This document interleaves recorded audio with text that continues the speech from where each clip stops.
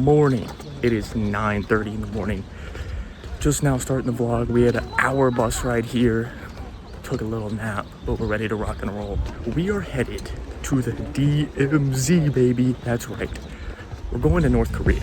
We started our day hiking up Gangsang Mountain Suspension Bridge. I hope I'm pronouncing that right. I have no clue. Which sounds peaceful until you realize it was like 200 feet in the air and sways when you walk, which was kind of scary, but it was so cool. It had such great views. Like, look at this view. On the way back from the suspension bridge, we saw an old military bunker. From there, we drove to one of the DMZ sites, and first thing we saw was an old train absolutely lit up with bullet holes.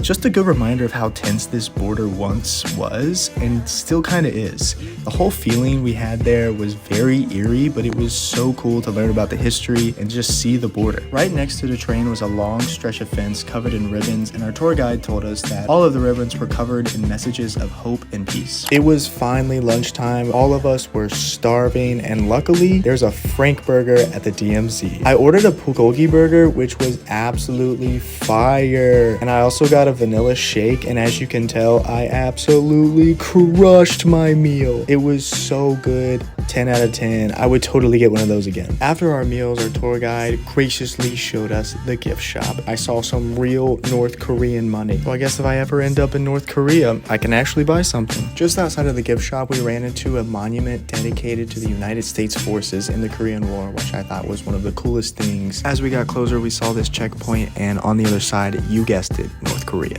When we finally got to the main area, we were able to spot the unification statue, which shows two people pushing the halves of Korea together, a symbol of unification. We just finished the tunnel, third tunnel. Miles, what do you think about it? Probably not worth it. Yeah, I agree.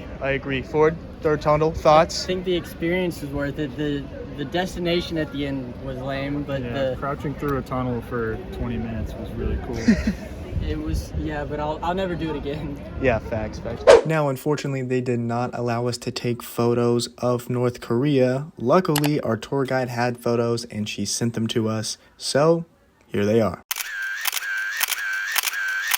On our way back, we had to make a stop at the famous soybean ice cream. I was skeptical at first because, I mean, soybean ice cream, that does not sound too good. But after my first bite, let me tell you, this ice cream was amazing. And of course, I absolutely munched my ice cream. All right, we just finished the DMZ tour. We made it back to Seoul. 10 out of 10. Recommend it. It was absolutely amazing. We learned a lot, got to see a lot. We got as close as 100 yards to North Korea. It was the coolest thing. We went through a tunnel.